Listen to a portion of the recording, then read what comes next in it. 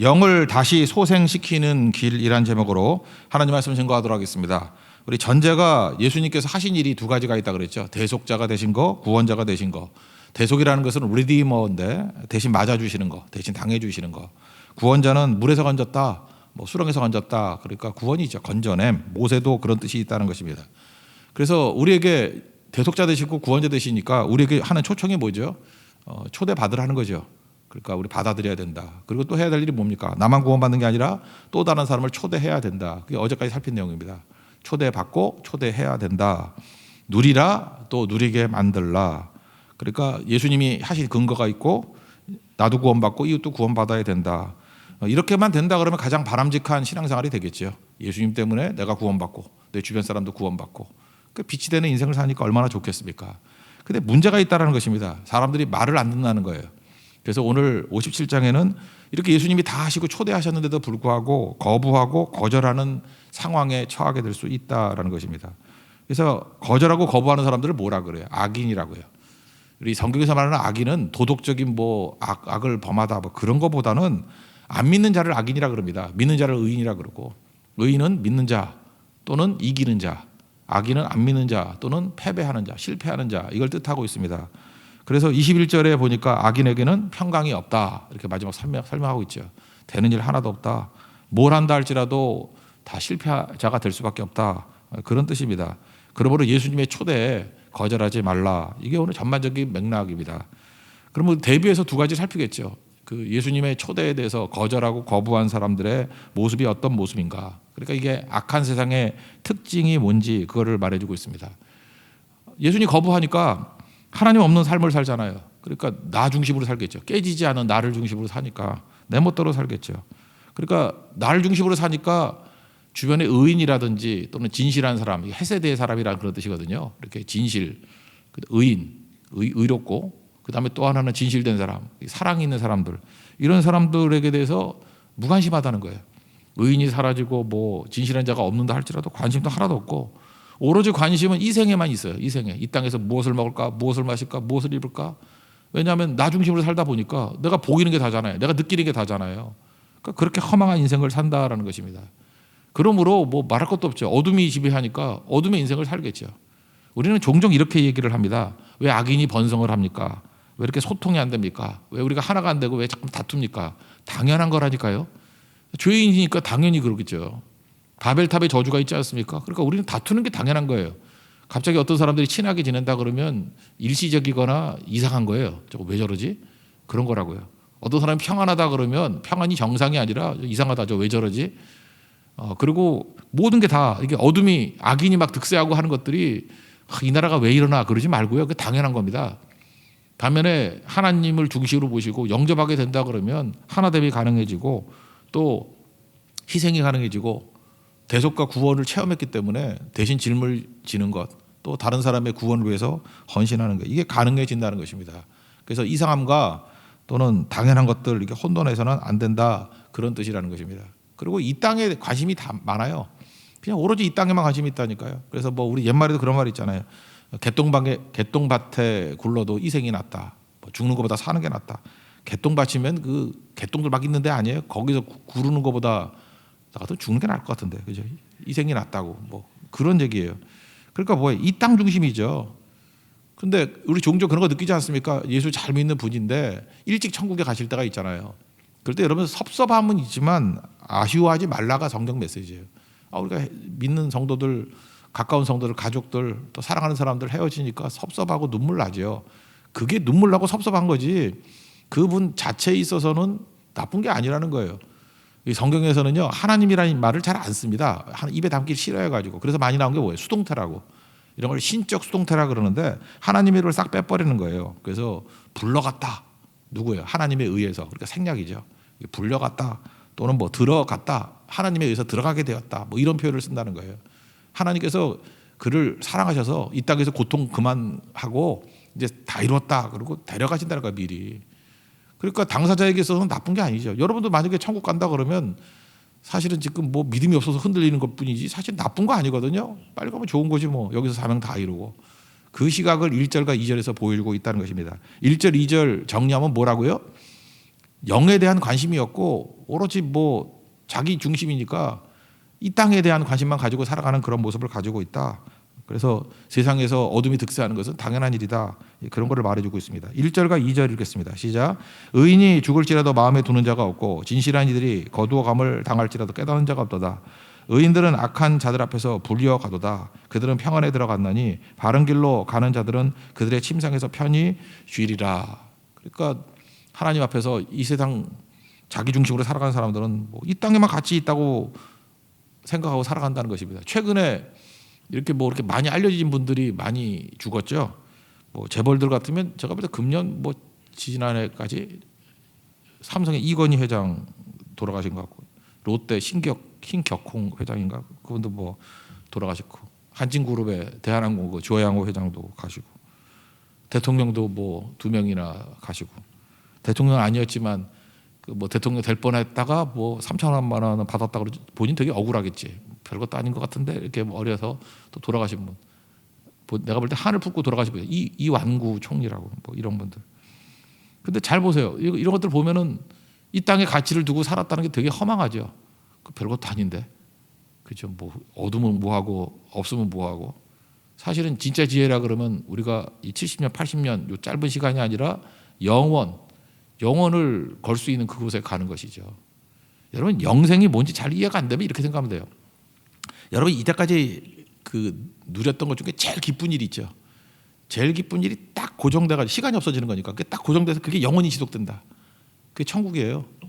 근데 내가 제일 좋았던 것보다 더 좋을 거라고. 그러니까 우리 느낌이 그거밖에 없으니까 내가 이 땅에 태어나서 제일 좋았을 때가 언제예요?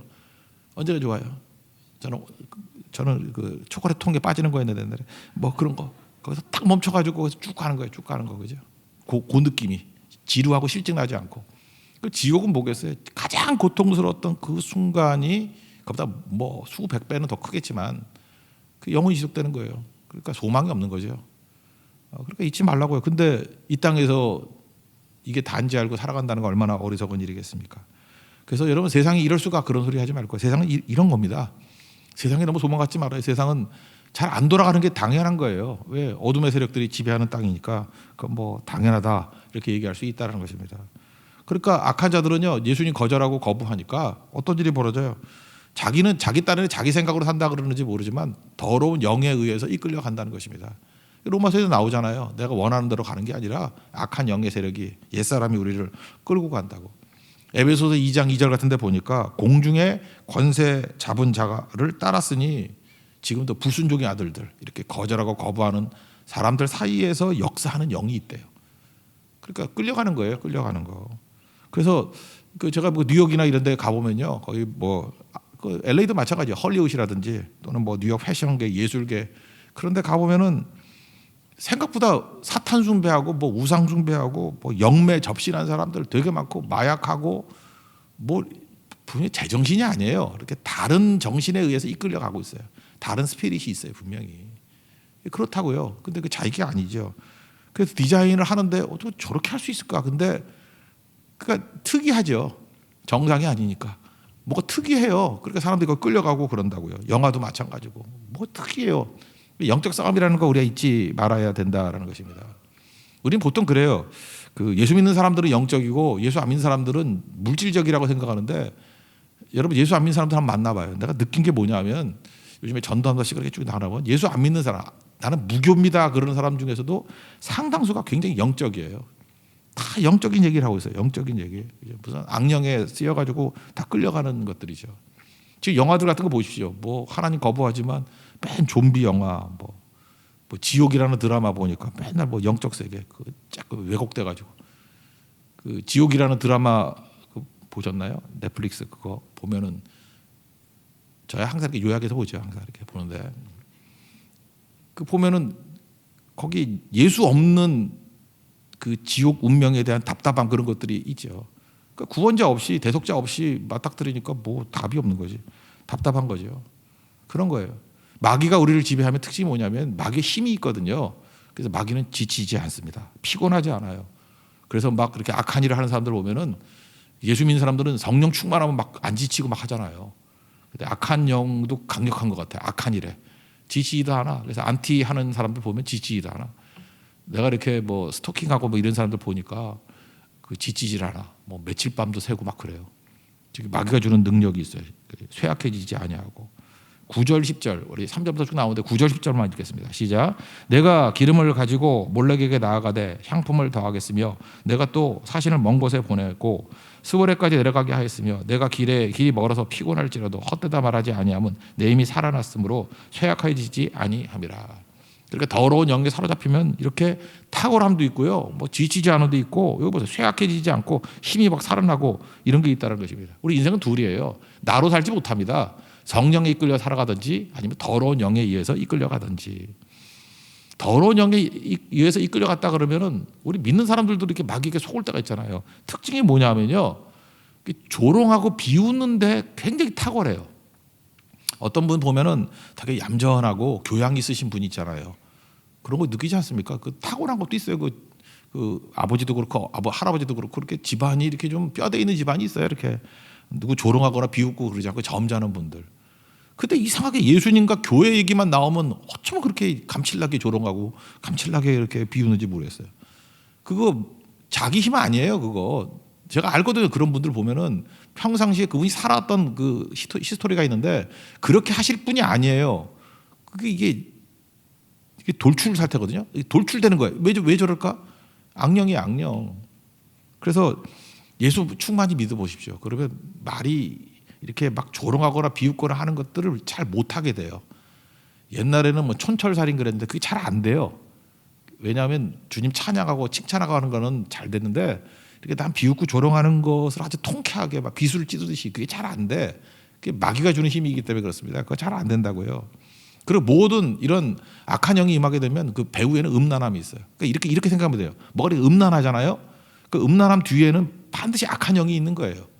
홀로 음란할 수 있는 게 아니에요. 그래서 더럽고 음란한 영 그러잖아요. 그런 것들이 쭉 있다는 것입니다. 나중에는 인신 제사까지 자기 아들 바치는 거, 그 몰락 제사라 그러잖아요. 그죠? 그런 일들이 벌어지게 된다는 것입니다. 3절, 4절, 5절만 읽겠습니다. 시작. 우당의 자식, 간음자와 음녀의 자식들아, 너희는 가까이 오라. 너희가 누구를 희롱하느냐, 누구를 향하여 입을 크게 벌리며 혀를 내미느냐. 너희는 패역의 자식, 거짓의 후손이 아니냐. 너희가 상수리 나무 사이 모든 푸른 나무 아래에서 음욕을 피우며 골짜기 가운데 바위 틈에서 자녀를 도살하는도다. 그러니까 이렇게 악한 영에 의해서 이끌려가면서 이런 일들을 한다는 것입니다. 자기가 하는 게 아니라는 거죠. 그래서 결국은 뭐예요? 평강이 없죠. 아까도 읽었잖아요. 21절 평강이 없다고. 21절 한번 읽어볼까요? 시작. 내 하나님의 말씀에 악인에게는 평강이 없다 하느니라. 그러니까 하나님 거절하고 예수님의 그 대속과 예수님의 구원을 거절하고 거부하는 자들에게는 평강이 없습니다. 우리 인간에게 이제 기본적으로 안 믿는 자들은 불안감이 있어요. 뭐 딴 거 말고 최고의 불안감이 뭐예요? 죽음에 대한 불안감 아니에요? 뭐 죽음에 관한 얘기들을 쭉 하고 그 장례식이나 이런 데 가보면 나도 죽을 것 같거든. 알거든요. 그러니까 생각하기 싫은 거예요. 그러니까 화투 치는 거지. 잊어버리려고. 그래서 죽음을 묵상하지 못하게 만들어요. 자꾸 피하고 싶고 안 보려고 그러고. 그러니까 막 두렵고. 불안하니까 불안의 특징이 뭔지 알아요? 집착하는 거예요. 잊어버리려고. 소유에 집착하고 막 자리에 집착하고 누구 인정해 주는데 집착하고. 그러니까 왜 그렇습니까? 불안해서 그래요. 그런데 정말로 예수님 의지하고 예수님의 대속과 예수님의 구원을 믿으면 우리 죽어도 살잖아요. 죽음이 끝이 아니잖아요. 부활이 있잖아요. 눈 떠서 세상이면 예배드리는 거고 눈 떠서 예수님이면 천국 온 거 아니에요? 그리고 연속된다는 거 다 믿잖아요. 확신하잖아요. 예수님이 나를 구원해 주잖아요. 내 모든 죄악 누가 정죄한다 할지라도 깨끗하게 사해 주시고 우리를 천국으로 이끌어 가시잖아요. 왜? 믿으면. 약속하셨잖아요. 예수님만 믿으면 우리가 할 수 없는 일인데 예수님 십자가로 다 이루셨잖아요. 그래서 나무에 달리신 거 아니에요? 그게 십자가 예수님 아닙니까? 그 예수님을 내가 믿잖아요. 찬송하잖아요. 붙들잖아요. 부르잖아요. 누구든지 주의 이름을 부르는 자는 구원을 받는다 그랬잖아요. 그러니까 불안하지 않아요. 불안하지 않으니까 확신 가운데 있고 평안 가운데 있는 거죠. 요한복음 14장 27절 보니까 평안을 너에게 준다 그러잖아요. 끼신다고. 나의 평안을 너에게 주는데 내 평안은 세상이 주는 것 같지 않다고. 근심하지도 말고 두려워하지도 말라고.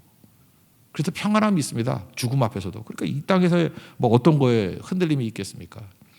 사도 바울 보십시오. 이렇게 사도행전 27장 유라굴로 광풍 앞에서 풍랑 앞에서 얼마나 무섭겠어요. 그죠?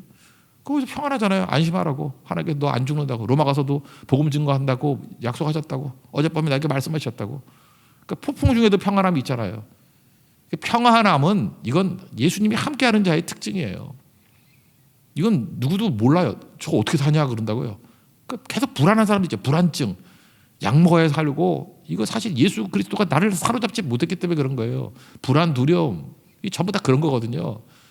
이거 뭐 나는 병이다. 이게 무슨 병입니까? 인간이 다 죽음에 이르는 병이지. 누구나 다 그런 거지. 믿음 없으면 다 불안의 병이 있어요. 그 약으로 해결되는 거 아닙니다. 믿음으로 해결되는 거지. 예수로 해결되는 거지. 딴 게 없다라는 것입니다.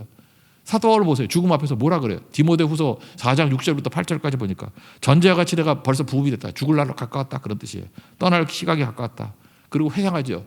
선한 싸움 싸우고 달려갈 길 마치고 믿음 지켰다고. 지금 죽음 앞에서 뭘 이제 외치고 있어요? 과거 싸움에 승리했던 얘기들과 믿음 지켰다고. 그러니까 이유가 뭐예요? 두려움이 아니라, 불안이 아니라, 이제 후로는 나를 위하여 의의 멸관이 예비되었다.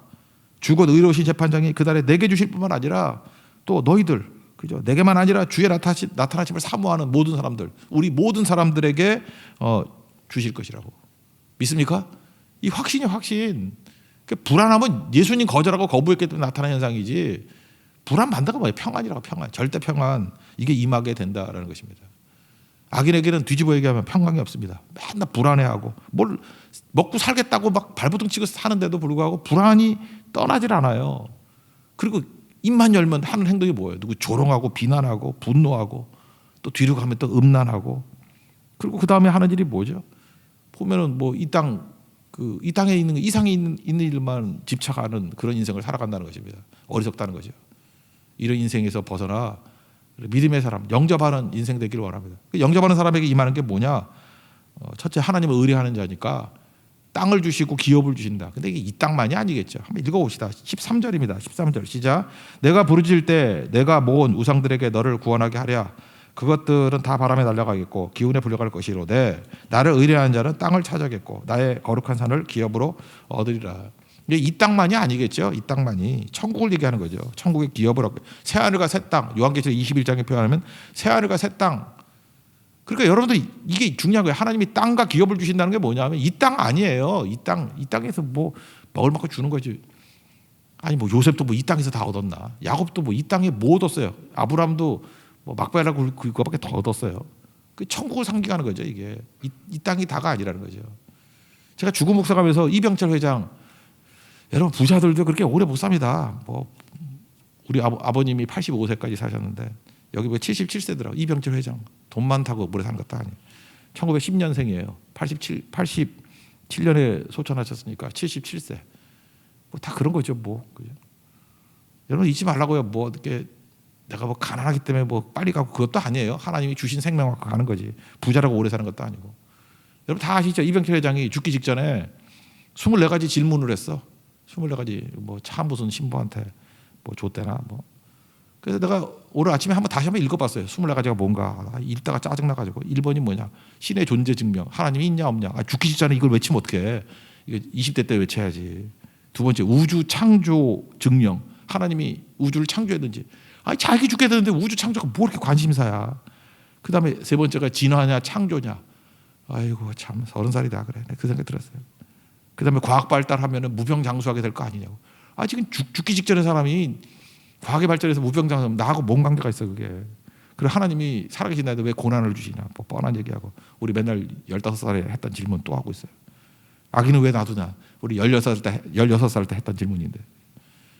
그 다음에 예수 그리스도의 속죄가 있다 그러는데 왜 죄짓게 놔두나. 우리 17살 때 질문인데. 죽기 직전에 거예요. 그래서 쭉 나가다가 마지막 질문이 전 너무 허망했어요. 마지막 질문은 이거인 줄 알았어요. 그럼 나도 예수 믿으면 구원받을 수 있나요? 그럴 줄 알았어요. 예수님 믿습니다. 지금 영접하면 지금 과거의 삶에 관계없이 내가 구원받을 수, 그거 물을 줄 알았다고. 24번째 질문이 뭔지 알아요? 지구의 종말은 오는가? 나 미치겠어 진짜. 24번째가 지구의 종말이 오느냐예요. 저한테 묻지도 않겠지만 제가 답을 한다 그러면 당신의 종말이 옵니다. 지구의 종말이 중요한 게 아니라 내 종말이 중요한 거 아니에요. 1910년에서 1987년 소천하시다.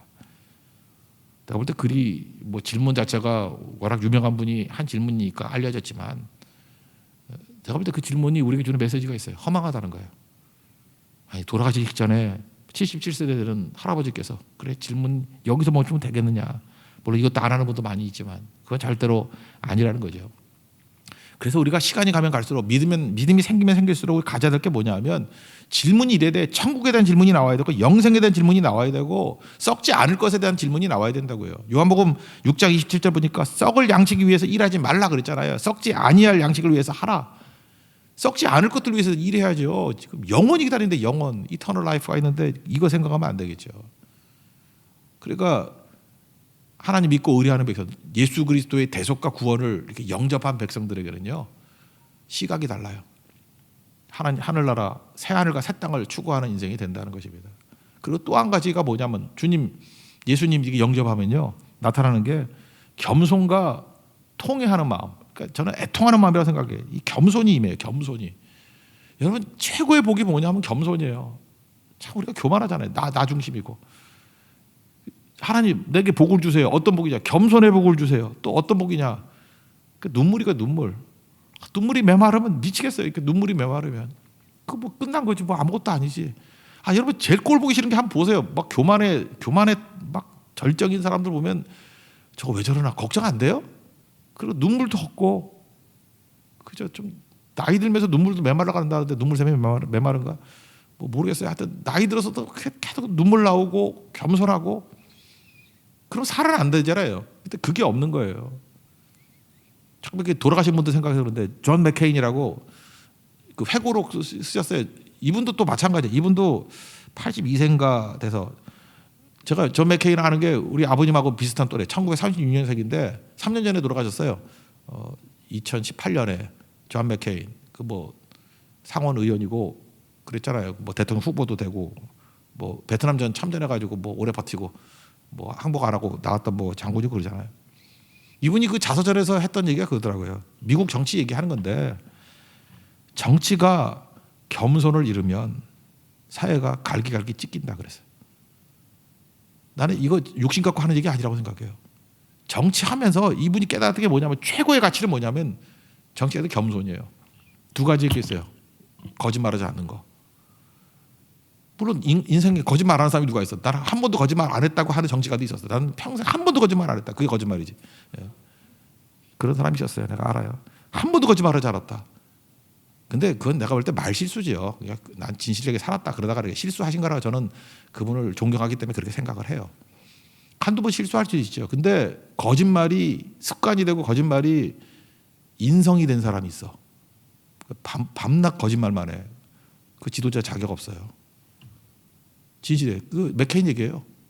또 하나가 겸손함이 없으면 지도자 자격 없어요. 내가 다 할 수 있는 게 아니거든요. 그러니까 뭐든지 마찬가지죠. 정치도 그렇고 경제도 그렇고 하다못해 우리가 작은 일에 리더할 때에도 엎드릴 줄 알아야 돼. 내가 무슨 힘이 있습니까? 하나님 나를 불쌍히 여겨주세요. 그럼 살아납니다. 저는 우리 교회 이런 겸손과 이런 통에 자복하는 눈물이 넘쳐나기를 원합니다. 그러면 어디를 가? 내가 살고요. 우리 가정에 살고 우리 어디를 들어가든지 살려내는 종이 돼요. 왜? 거기에 은혜가 임하거든요. 하나님이 함께해 주시기 때문에. 이런 겸손과 통해와 이 참회가 있는 우리 하나님의 거룩한 종 되기를 축원합니다. 이것도 한번 읽어볼까요? 15절만 읽겠습니다. 15절 시작. 지극히 존귀하며 영원히 거하시며 거룩하다 이름하는 이가 이와 같이 말씀하시되 내가 높고 거룩한 곳에 있으며 또한 통회하고 마음이 겸손한 자와 함께 있나니 이는 겸손한 자의 영을 소생시키며 통회하는 자의 마음을 소생시키려 함이라. 살려주십니다. 그리고 예수님 영접하고 나의 구주로 대속자로 구원자로 믿는 사람에게는 뭐 아까 악일의 반대겠죠. 평강이 임해요. 평강이 임한다고. 영원한 평강이 임하게 된다. 내 입술의 열매를 창조하시는 자 뭐예요? 주님밖에 없습니다. 주님. 그러니까 겸손한 입술 또 통해하는 입술이 있으면 주님께서 평강 주신다라는 것입니다. 마지막 19절 읽고 마치겠습니다. 19절 시작. 입술의 열매를 창조하는 자 여호와가 말하노라. 먼 데 있는 자에게든지 가까운 데 있는 자에게든지 평강이 있을지어다. 평강이 있을지어다. 내가 그를 고치리라 하셨느니라. 평강이 임하게 되면요. 고침이 있습니다. 주님께 다 맡기고 주님이 주신 평강을 누리면 내 삶에 망가진 것들이 있죠. 이게 뭐 주님께 맡기니까 when you pray 우리가 기도하니까 God works 하나님 일하시잖아요. 다 고쳐 주시게 된다라는 것입니다. 여러분들 예수님 일을 다 이루셨습니다. 대속해 주셨고 구원해 주셨습니다. 절대 거절하지 말고 뭐 거절 거부하는 사람 얘기는 그냥 잊어버려도 되고 꼭 예수님을 의뢰하고 신뢰하는 백성 되기를 바랍니다. 그러면 썩지 아니할 새하늘과 새 땅 추구하게 되고요. 그 다음에 겸손함과 통회하는 마음을 주시고요. 주님께서 우리 삶 가운데 평강 주셔서 모든 깨지고 상한 것들을 고쳐 주실 것입니다. 그 은혜를 누리는 믿음의 종 되기를 축원합니다. 자리에서 일어나겠습니다. 표대를 향하여 찬양하겠습니다.